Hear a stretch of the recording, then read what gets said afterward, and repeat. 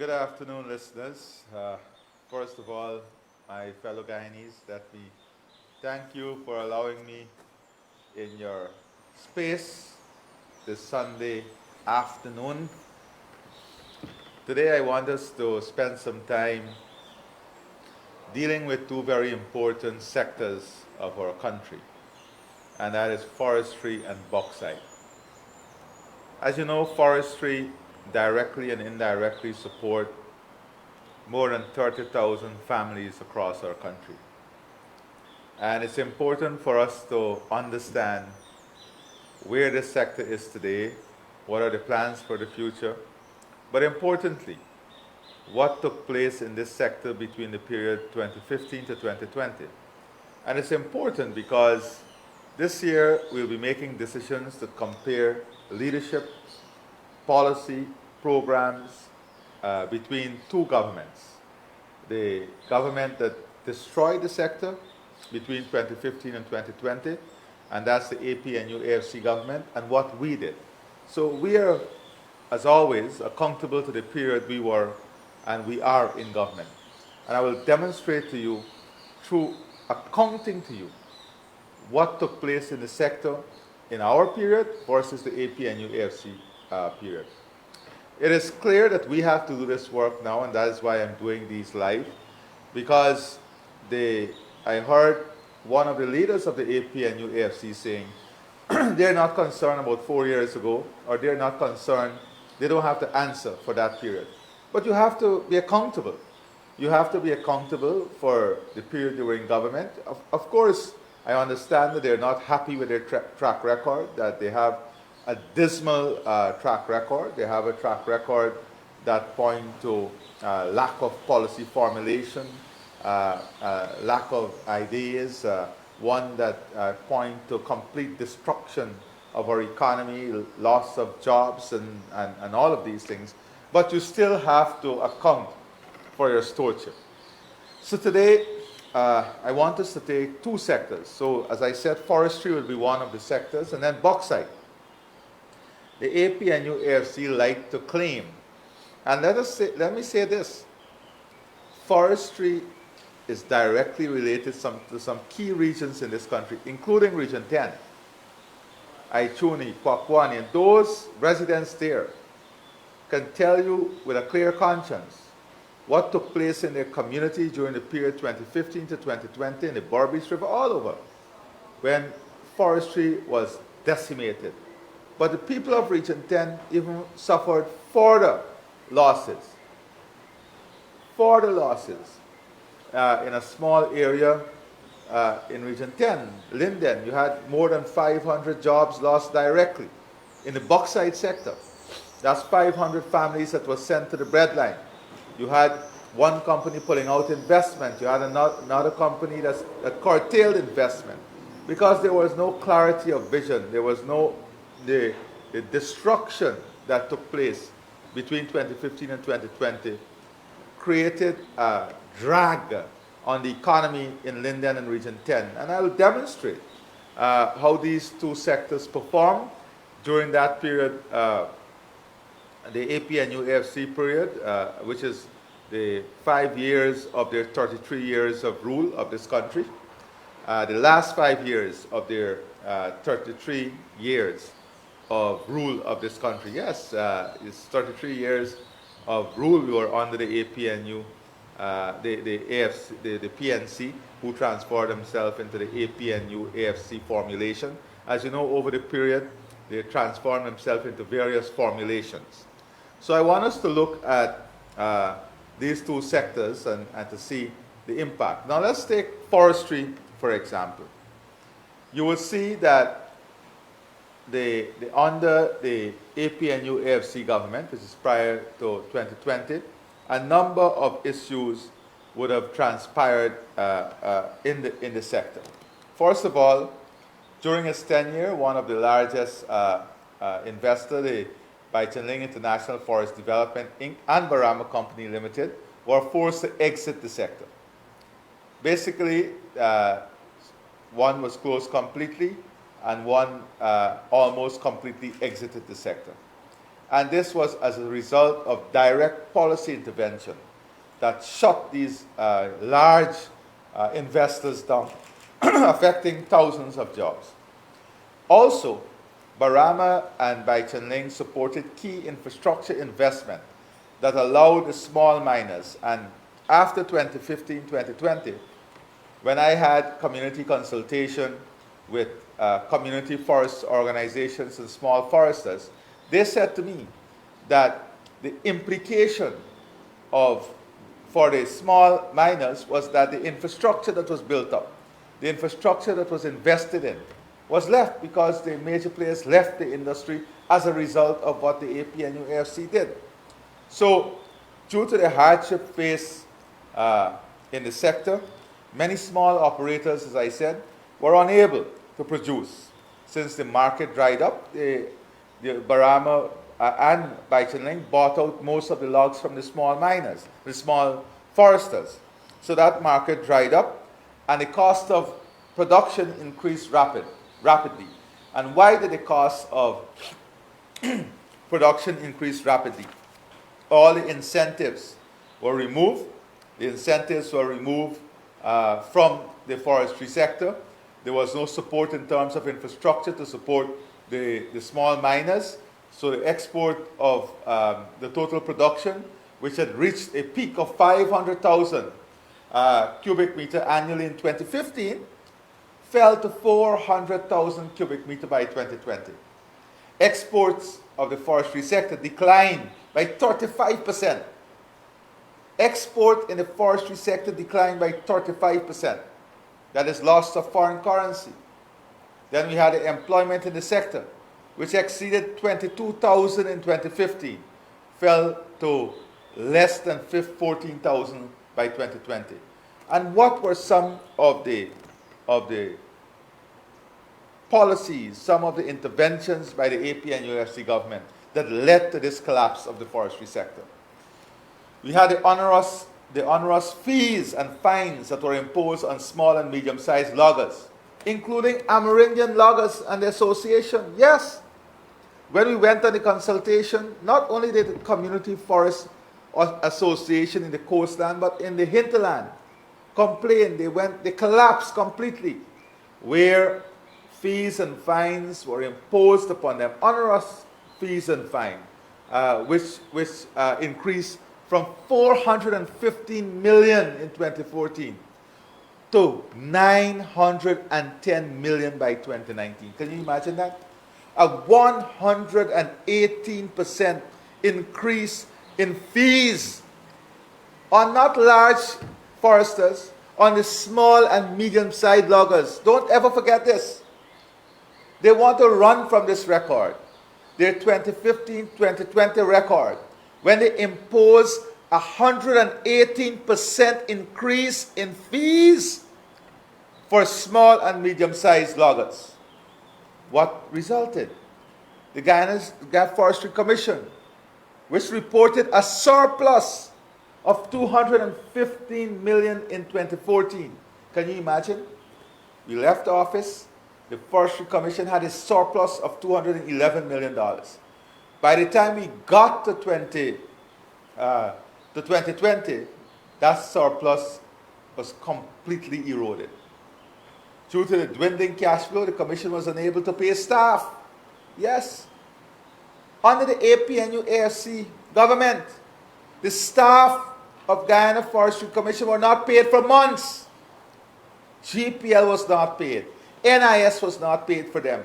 GRA was not paid. They couldn't pay the telephone bill. They couldn't pay the water bill.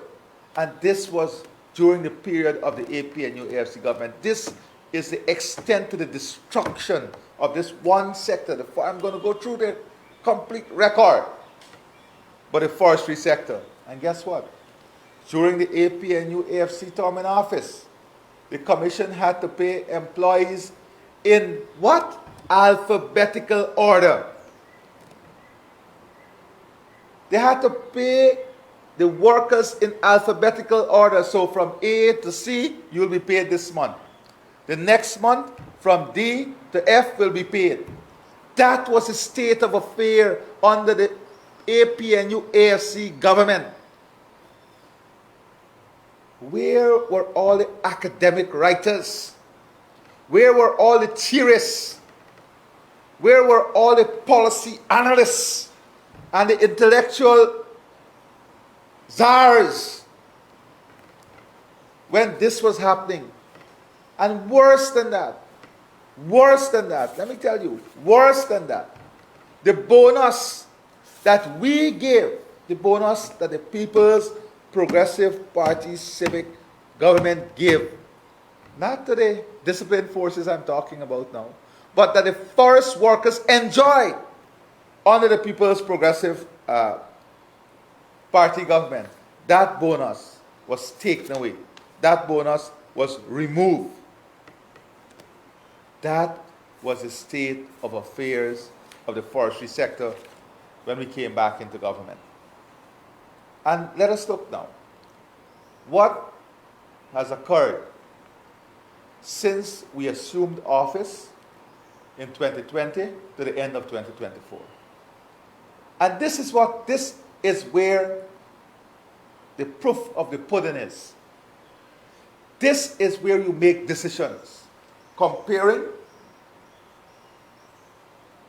what we left, what they left, and where we are today.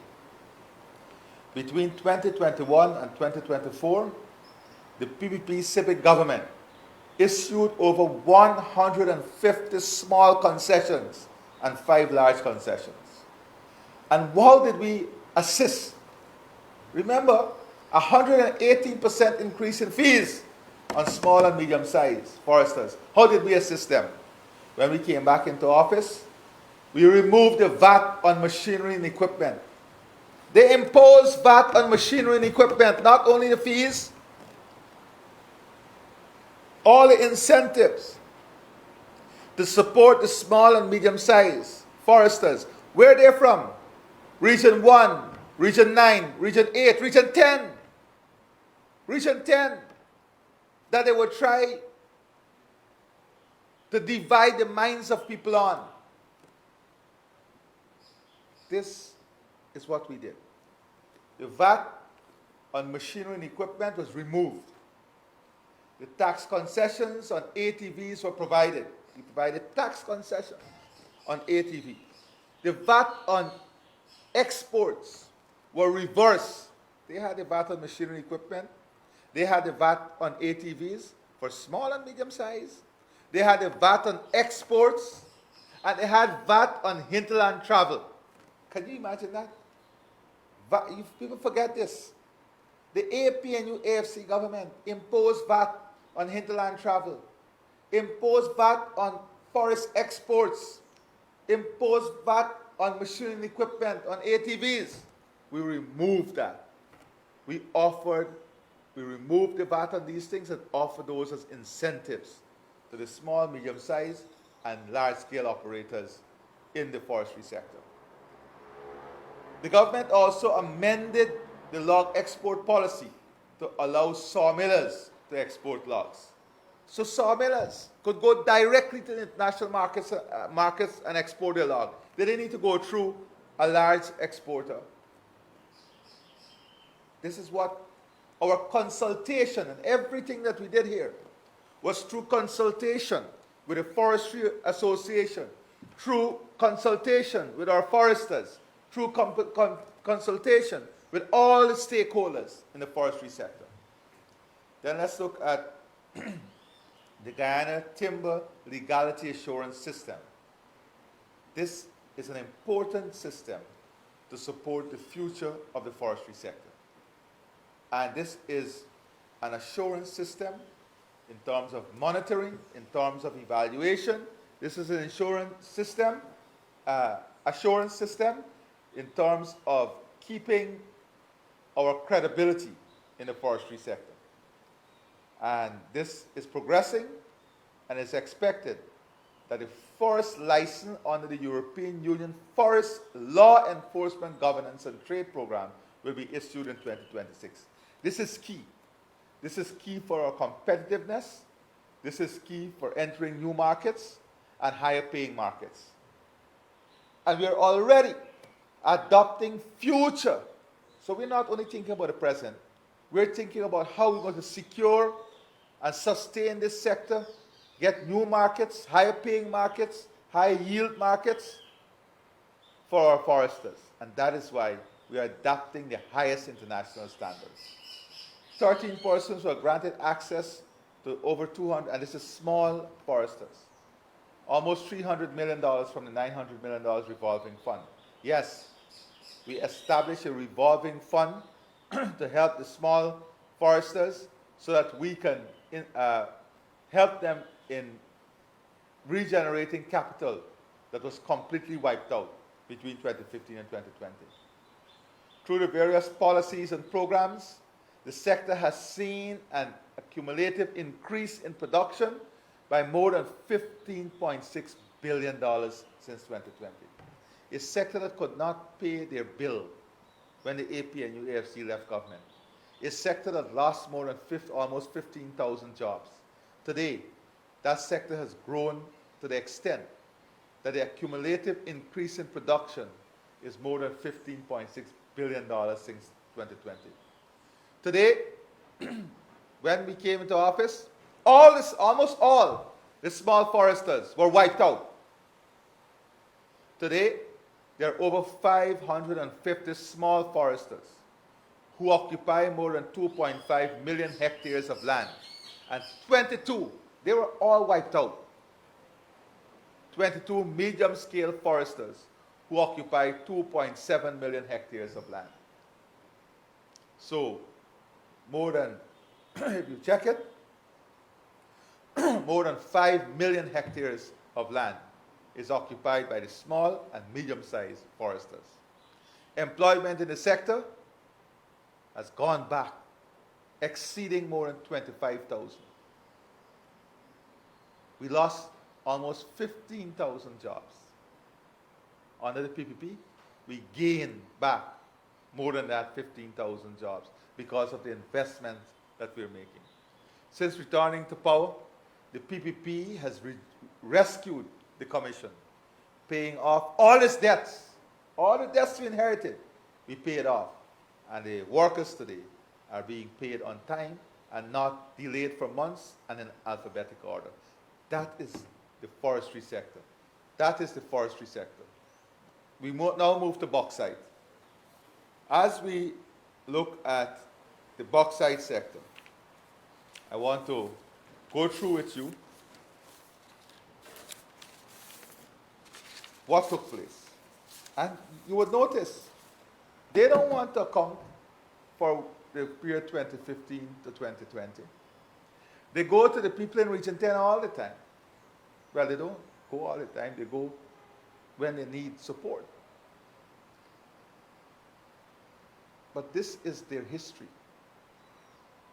The APNU, AFC, and Associates' history in the bauxite sector. The sector collapsed completely. Due to mismanagement, the bauxite sector collapsed under the APNU, AFC government. Between 2014 and 2020, total production contracted by 40%. Yes, my friends. Production went down by 40%. More than 50% of the persons who are employed where? In Region 10, primarily from Linden. More than 50% of those employed lost their jobs between 2015 and 2020. And I'm not talking about the call center that y'all closed down when you came in the first day in office. Between 2015 and 2020, in Region 10, more than 50% of the employees lost their jobs in the bauxite sector. Then what happened? The collapse of the sector, the closure of Rusal. Let's move on. Let me demonstrate to you now. What is the current status? Since the PP Civic assumed office, a number of steps were taken by our government to reduce costs, broaden product range, and increase production, because that was the important things. For us, we had to build back this sector. We had to get back that 50% jobs that were lost to re-energize the economy in Linden and Region 10. So we went about implementing policies and taking steps that will reduce costs, broaden the product range, and increase production. The government had issued additional reserves in Caracara, which approximates to 3.5 million tons. Additional investment by Bauxite Mineral Group, along with the issuance of additional reserves, will see production increase by over 250,000 tons this year and 400,000 tons next year. This bauxite company also undertook to construct a 470 million aluminium plant. So they have made a commitment that with expanded production and with cost of energy coming down, that they are looking at in the future. So we're talking about the future, about the expansion and building of an aluminium plant. Export is also projected to increase to $163 million US at the end of 2024. So at the end of 2024, we had an increase, 250,000 tons. And this year, 2025, we're looking at a further increase of 400,000 tons. Our exports for 2024 is projected at 163 million US dollars. The installation of the new kiln in Linden, the first of its kind since the 1970s, and the introduction of new technology, the MASS project, would have seen tremendous growth in this sector once again. Under the AP and UFC government, we lost 50% employment. Today, under the PP civic government in Region 10, over 500 additional families are expected to be employed in 2024. And another 500 families will benefit because another 500 persons will be employed in 2025 with the expansion that is taking place in the bauxite sector. In addition to this, the company is working to reduce energy costs by installing a PV system, a solar system, and of course, we have worked consistently with the company to protect their rights and improve the conditions of service for the workers in these mining companies. So if we move on, you will see some of the additional benefit that is taking place from the bauxite sector. You see the growth of production under the People's Progressive Party Civic. We can now move to the final slide that I want to show you in relation to what I'm trying to achieve. Let's go back to the slide on the growth agenda. The growth agenda for the People's Progressive Party civic government is about investing. It's about investing in the productive capacity of our country, creating policies and incentives that will enable the small and medium-sized operators to grow, to succeed, to compete and be successful, and to create an incentive mechanism to support the large-scale producers so that they also can expand production. We also want to achieve in this sector and in Guyana expand production, and that is why infrastructure is key. During the APNU AFC government, not only agriculture, there was no investment in DNI.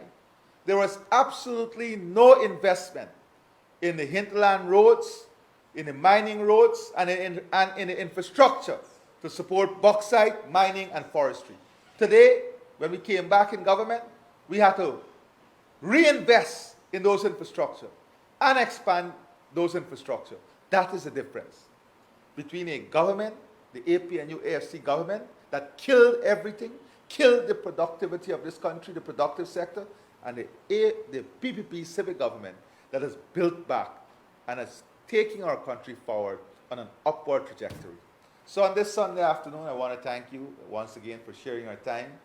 And I hope I've been able to give you a deeper understanding, a greater understanding, and a comparative analysis in terms of stewardship and leadership. God bless all of you and continue to enjoy your Sunday.